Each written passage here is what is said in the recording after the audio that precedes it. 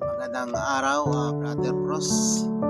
Ang ating pong paksang pag-aaralan ngayon ay tungkol sa spiritual na gawain tulad ng manggagamot.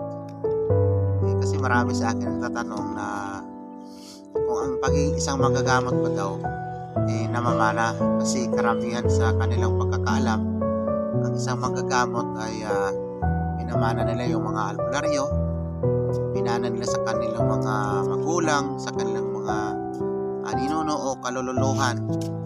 Yung mga sinaunang mga albularyo ay minamana sa kanilang tatay, minamana sa kanilang mga apo ang pagiging isang albularyo o manggagamot.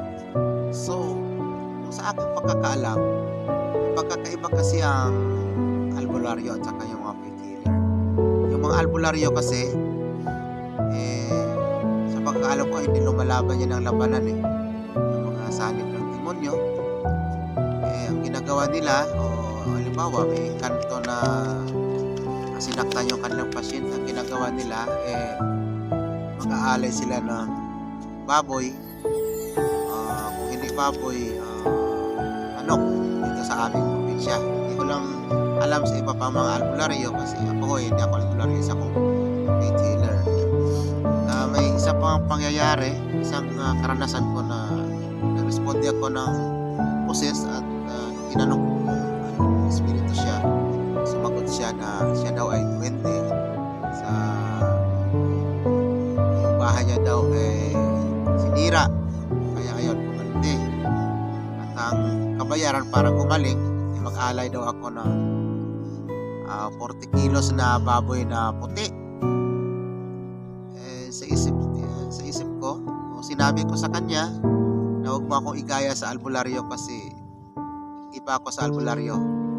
May kakayahan akong tumuda sa inyo kung hindi kayo sumunod sa aking mga sasabihin. Ayun, tinanong ko ulit yung duwende kung hihingi pa siya ng alay. Hindi na daw kasi alam niya na kaya ko siyang saktan. So, balik tayo sa tanong kung namamana po daw ang pagiging isang manggagamot. May mga tinanong akong albularyo kung saan nila nakuhang kanilang kakayahang mga gamot. Galing pa daw sa kanilang kalululuhan. So, kung ako naman yung tatanungin, saan mo ito galing? Ako ang yung tatanungin, ang kakayahan mo ito galing talaga sa Diyos.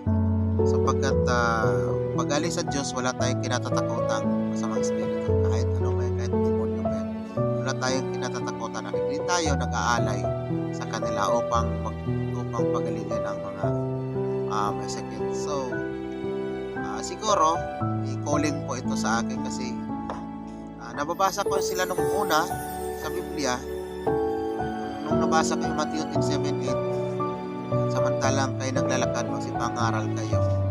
At sa verse 8, magpagaling kayo ng mga sakit, magpalayas kayo ng mga demonyo. So, hindi naman itinuturo doon kung paano tayo magpapalayas ng demonyo.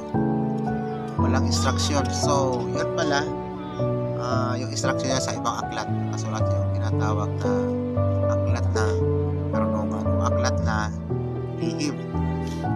Kasi sinabi niya ni Kristo sa aklat ni Juan chapter 20 verse 30 na marami pang himalang ginawa sa Jesus na makapangyarang mga gawa, ngunit hindi nasulat sa aklat na ito. Ibig sabihin hindi nasulat sa aklat ng Biblia, kundi may ibang aklat na sinulatan. So siguro sa kakaisip ko, sa kakatanong, gumawa ang Diyos ng instrumento na tao makapagturo sa akin at may bahagi sa akin yung aklat na karunungan at mabasa at sa awa naman niya gumana po sa akin. Ibig sabihin isa ko sa napili na maging isang manggagamot at kumalaban sa mga masamang espiritu. So, meron akong babasahin sa inyo mga kapatid. Ang palagi ko kasing ginagamit na Biblia ay King James Version. So, ito po. Datapot ang bawat isa sa atin ay binigyan ng biyaya ayon sa sukat na kaloob ni Kristo. So kaloob po ang isang magiging faith healer. At yun ho ay binibigyan lang niya ay yung kanyang mga napili mga alagad. Yung hindi tayo nag-aalay sa mga engkanto, mga ano-anong espiritu, nag-aalay tayo ng mga hayop upang pagaling dapat mag-alay tayo sa Diyos. At ang aalay natin sa Diyos ay iharap natin ang ating katawan na malinis, walang nilolokong tao at pagpakabuti. So, po ang aking paliwanag tungkol sa mga bagay nito na kung saan ko daw nakuha o namara itong aking magiging isang faith healer. Sa bagay, marami ngayon nagsasabi na sila ay faith healer. Okay, palagay na natin totoo na faith healer kayo. Bago ka magiging tunay na faith healer, kailangan nasa isip natin tumulong at tumulong sa ating kapwa na sinasaktan ng demonyo. Wala nang iba. Kung may ibibigay silang donation, mabuti. Kung wala, mabuti rin. So, yan ho ang aking may babahagi. Kahit ikaw pa ang pinakamagaling na faith healer, pinakamakapangyarihan na faith healer, pag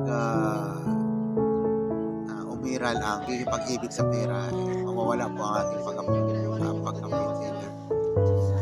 Mababasa ko yan dito sa screen, dito sa Matthew chapter 7 verse 21 patuloy. Kahit na may kapangyarihan ka, kung hindi ka naman sumusunod sa